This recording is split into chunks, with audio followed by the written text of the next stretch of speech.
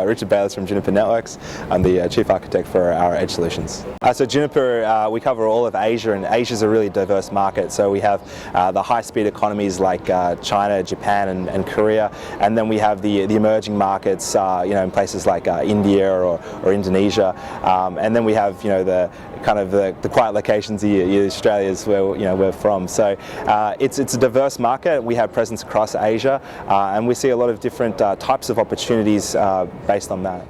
Well, originally the move to cloud is kind of like the move to virtualization that we've seen in the enterprise data center. It starts off for greater efficiencies, and in the enterprise data center people started to add hypervisors so that they could go from the 6% utilization that they were getting out of their existing infrastructure. So there are cost savings to be made from moving to a cloud model, but then after you've got a cloud model in place, you actually have a tremendous agility and tremendous creativity that you can deploy. So you can start to make changes very frequently, and you can start to roll out new services and try new things. So once you have that platform, it becomes an enabler for new services. So initially maybe the focus is on cost, but long term the focus is definitely on value creation.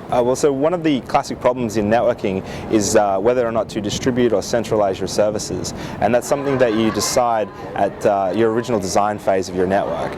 You may centralize services to provide a more cost-effective way of delivering them, or you could distribute them closer to your end users for performance reasons. And that's a static decision. With the cloud, what we can do is we can actually make that decision later in the process after we've deployed our infrastructure, and we can change that on a dynamic basis, even on an individual service level.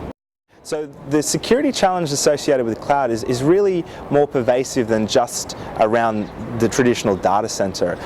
Security is something that applies to your IP networking as well as your IT infrastructure, and with a dynamic infrastructure with virtualization in place, you need to be able to make sure that as your services move around the network, that the security follows that.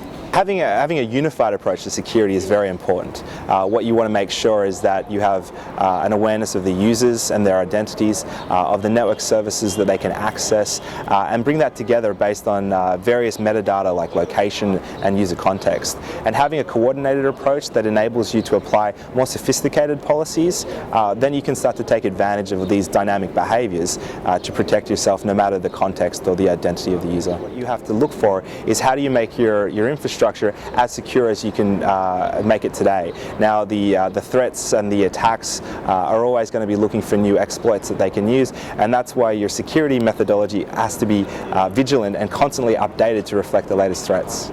It's been a great conference. There's been a lot of opportunity to connect with our partners. At Juniper, we're 100% led by our partners in Asia, so it's a really important part of our go-to-market strategy. So being with the partners, talking to them about how they see the opportunities around cloud and security in other areas is a really exciting conversation, and it's a really important conversation.